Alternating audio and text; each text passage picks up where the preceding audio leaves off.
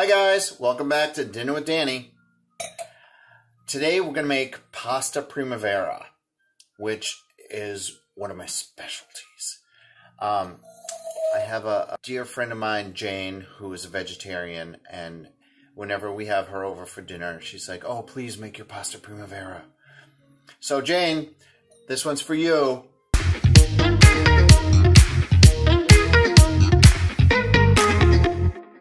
We're also going to add some chicken at the end, so you can do it with or without the chicken. I'm going to grill the chicken outside, chop it up, and just toss it in there at the end. So you can do vegetarian or you can add the chicken. It's your choice, right? You're cooking, you're eating it. So for my Pasta Prima Vera, I mean, it's basically any vegetables you want. I mean, it's up to you. You can substitute any vegetables you really want. But for my Pasta Prima Vera, the three must-haves are red pepper, broccoli, and carrot. Because look at the color scheme here, all right? You got red, orange, green, and I happen to have this fancy purple carrot too, so I'm going to throw that in there too. And sometimes I'll add zucchini and summer squash. I don't have any summer squash today, but I'm going to add some zucchini. Also, I'm going to add mushrooms, white mushrooms, and at the very end, some grape tomatoes to give it a real nice pop of flavor. All right, and of course, everything's better with garlic. We're going to put it over some pasta. I usually just do it over like bow tie pasta or rotini. I do have this box of rainbow pasta, so add even more color. I think the more color, the better. As far as produce goes, I heard color equals vitamins. So the more colors you have, the more vitamins you're going to get. I don't know. Could be wrong. But I'll drink for that. We're going to chop up the vegetables.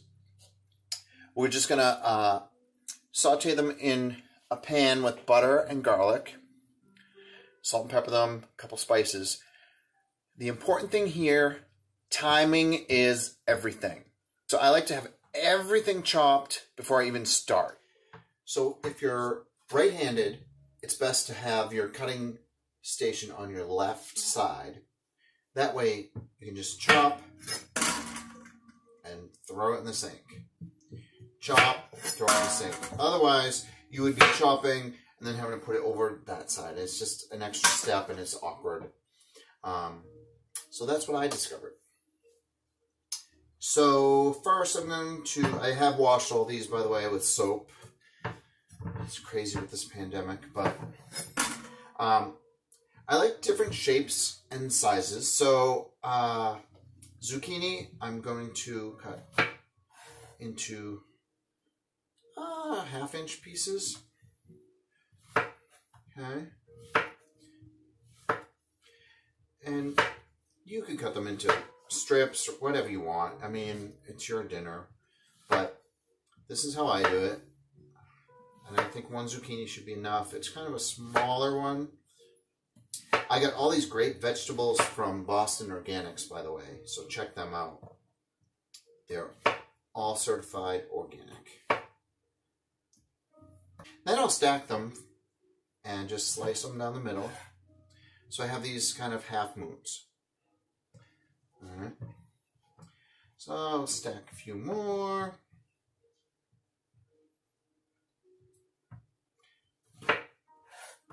Here's my zucchini.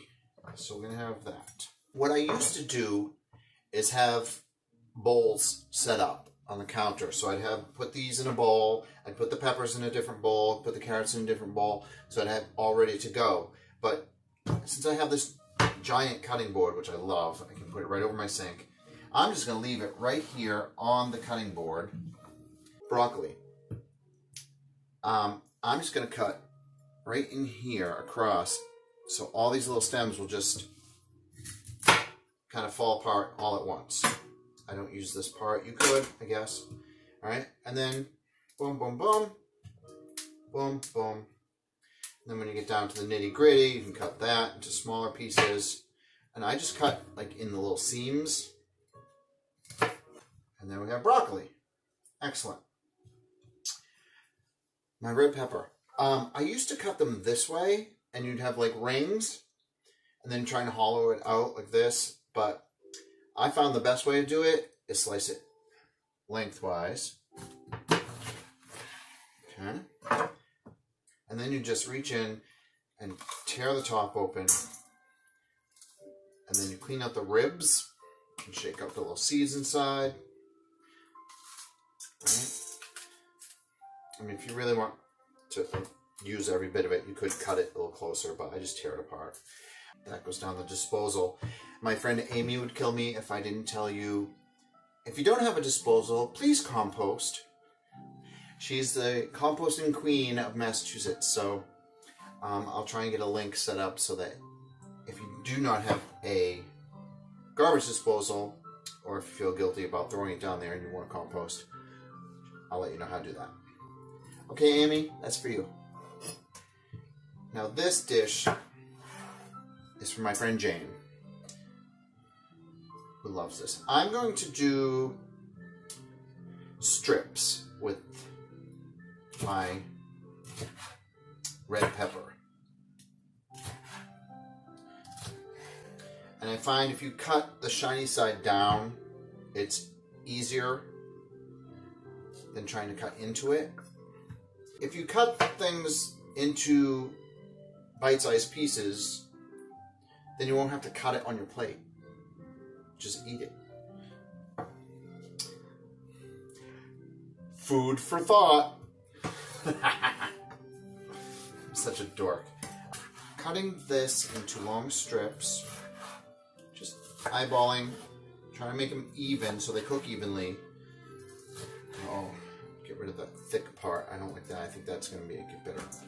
And then they're kind of long, so I don't have to cut them in my plate. I'm going to cut one big slice that way. And there I have my red peppers. Carrots. I'm going to peel them, and then I'm going to cut them into thin sticks. Okay, so now I'm going to peel my carrots. I just usually cut off both ends of it. Ooh, like this purple carrot that's all like nice and multicolored kind of inside. I thought it was going to be purple inside. I don't usually use purple carrots, so I'm just going to quickly peel this. I don't know if you can see this beautiful purple color, but this is pretty amazing. All right, and then I have a regular orange carrot. Peel that real quick. Stop it! Alright, so I've peeled my carrots, and this is a pretty big carrot, so I'm going to cut it in half this way, so it'll be easy to work with. Now, see how it rolls like that? If you try to cut strips, your knife could slip, and it's dangerous. So I find the best thing to do, I put my hands on both sides of the knife like this so you can't cut your fingers. And I carefully cut it down the middle like this. So now I have a flat surface to cut. So cut these into thin strips. And because it's such a fat carrot, my strips end up being wide. So I might even cut these in half again. And they'll cook faster if they're smaller. Now you could just, like I said, you could just cut it this way and have circles, but I don't know. I like to have different shapes. So now we have sticks, we have broccoli, we have the half moons of the zucchini, we're going to have mushrooms, and we're going to have grape tomatoes. Okay, these are still looking kind of long for my taste, so I'm going to cut them in half. Oops. I'm just going to cut them in half this way so they're smaller and bite-sized, and you don't have to cut them on your plate. Alright, so now we got green, orange, red, And then purple, same thing. I'm going to cut this in half so it's easy to work with. Slice it down the middle this way. Wow, that's so cool. Look at that inside. And then we're going to make little sticks. And then with the pasta, which is, usually I just use the regular bow tie or rotini, which is yellow. So we have red, orange, yellow, green, no blue, but purple. So almost every color. Oh, look at these. These are so cool. I'm going to have to get these more often. So I finished cutting most of my vegetables. And like I said, I kind of like to line them up. It's a little, oops. Maybe it's a little crazy, but also you can see proportionately, oh, I have a lot of carrots compared to the amount of broccoli I have. So maybe I won't put them all in and I'll just have carrot sticks. So that's the great thing. If you do make too much, you can eat all these raw, like have a crudité, a little veggie plate with ranch dressing for the next day, you know, or if you're having company, that's always a great thing to do. Or we can use it in a stir fry, which we'll do in another episode. So now I'm going to wash my mushrooms and my grape tomatoes. I like to cut those stems off a little bit where they're kind of hard and crunchy. And what I'll do is throw them in a colander, rinse them, wash them that way. With mushrooms, I like to dry them off afterwards. They get kind of slimy. They feel slimy. So I dry them off with a paper towel and kind of let them sit there for a bit. And then you can do the same thing with the grape tomatoes. I cut these in half when I'm cooking. If you can see this. I just slice them down the middle like this. And then you have these nice little pieces in your Pasta Prima Vera. Put these in at the very, very end. We'll get there. So I'm going to cut and wash these mushrooms, and then I'll show you how I'm going to slice them. Okay, so I've washed my mushrooms. I've laid them out on a paper towel. I usually kind of roll them a little bit, pat them down. You know, again, they just feel a little slimy, and they're easier to cut if they're dry. And we're not going to need a lot of mushrooms because you slice them thin. Okay, so I've washed my grape tomatoes. I just use the same colander as the mushrooms, and then I'll use the same colander for the pasta. So just give it a good rinse, and we're ready to do our tomatoes. This is a very big knife for these tomatoes. I'm going to get a smaller one. Okay, so I'm just going to use a little knife like this, and it's got a little serrated edge on it because sometimes these can be slippery. So I'm going to, yeah, you get more control with this little knife. And then sometimes I'll just cut the little, can you see this? This little top off. And again, if you don't like tomatoes, you don't like mushrooms, you don't have to put them in. You know, you can substitute whatever you want. It's your dinner, right? And then if you want vegetarian and your kids want chicken, make it vegetarian, serve them, and then add chicken for you, mix it up, and there you go. You have two different dinners. So I'm just going to cut these real quick. And remember, you're cutting these in half, so you're going to have double the amount that you take out of the package. All right, you take out 8 grape tomatoes, you're having 16 in your pot. So that's math. But yeah, you put these in at the end, and it just gives you a real burst of flavor. They're really sweet and nice and juicy. All right, so here. Now, the mushrooms. Usually I just cut them really carefully. I've tried them on a mandolin, where you go slice, slice, slice, slice, slice. But they're so small, I have to use a fork to hold them. you know, so I don't get my fingers. My husband got this thing that you use to, I guess, cut tomatoes or eggs, hard-boiled eggs. So I'm going to try this today. Who knows? This could be an epic fail. But I'm going to try and put them in this way. So here's my stem down this way. If I can hold it tight enough. All right, and then you just slice in every slot. Okay, pretty good. So these are my mushroom slices. Okay, so let's try another one. Maybe the bigger ones will be easier. You got, if you do have one of these, I don't know, I've never really used it, so I just know you gotta hold it tight. Slice, slice, slice, slice and dice, slice and dice. I'm just stupid. I think I need more wine. I think I need another drink. That's all. Dinner with Danny. Oh, beautiful. Okay, this thing works. This is great.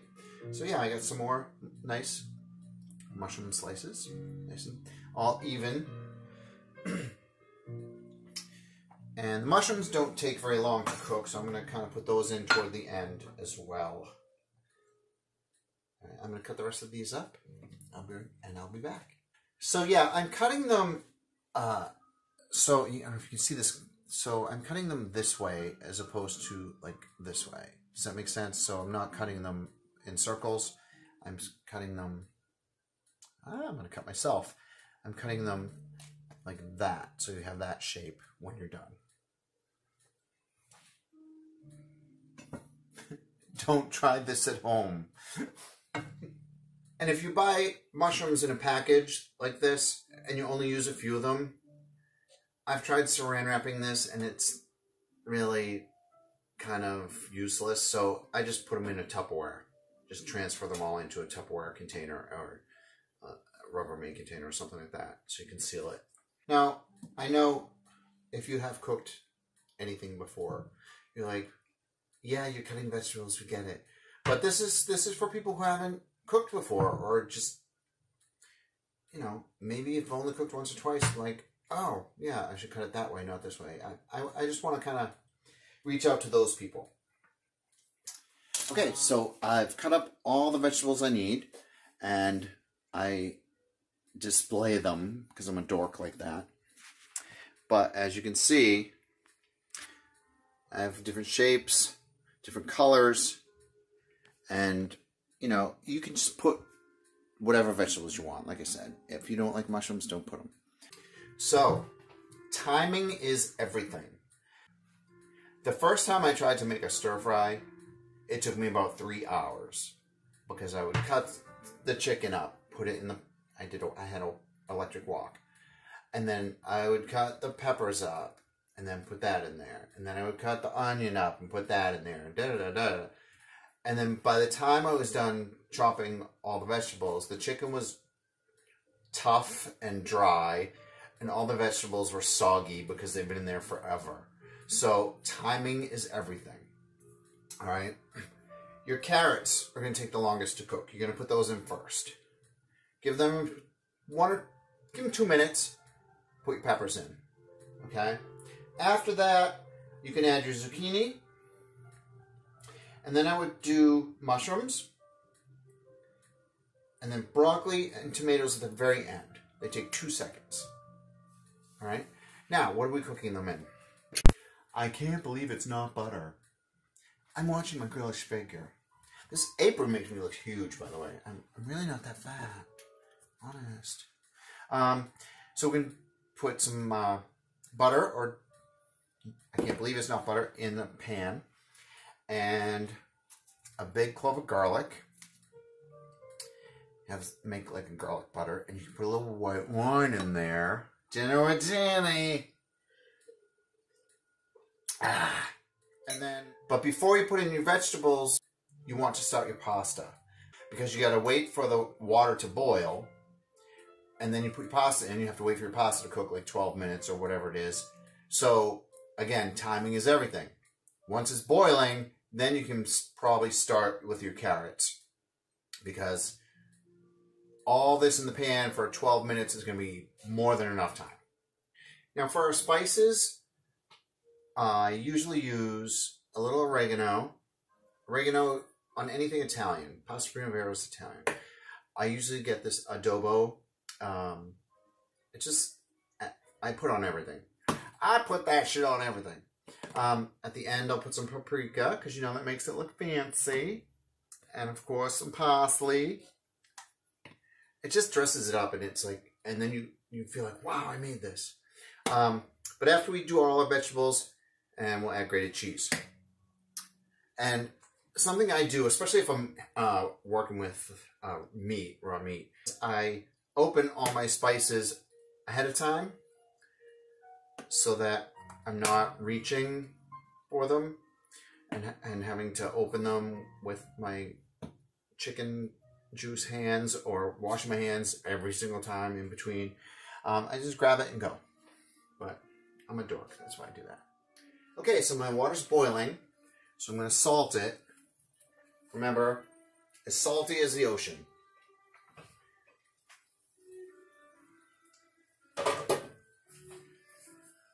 Wait till the water's boiling before you salt it. Get it nice and salty.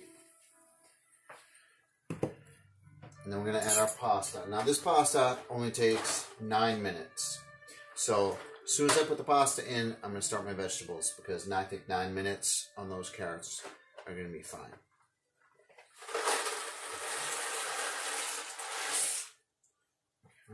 Slab of spoon.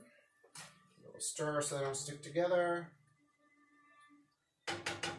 I'm actually going to undercook the pasta a little bit, because you're going to put it in the pan with all the other vegetables and the butter and the garlic. So it's going to cook a little more. So undercook it so it doesn't get mushy.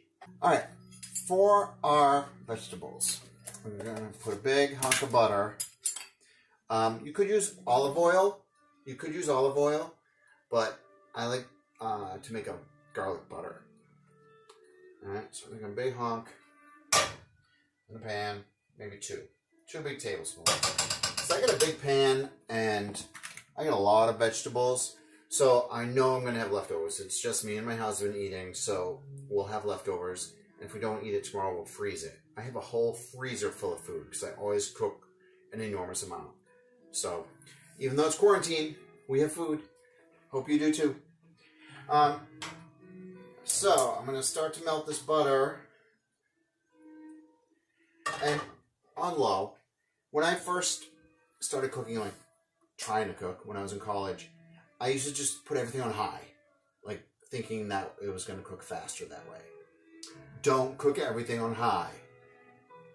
Don't. Alright? Especially if you're melting butter, just let it melt slowly. So, I've never worked with these before, like I said, so I'm assuming they're just going to cook like carrots, and I suppose I should taste them.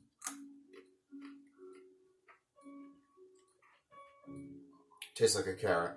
So I'm going to cook them with the carrots. It should take the same amount of time.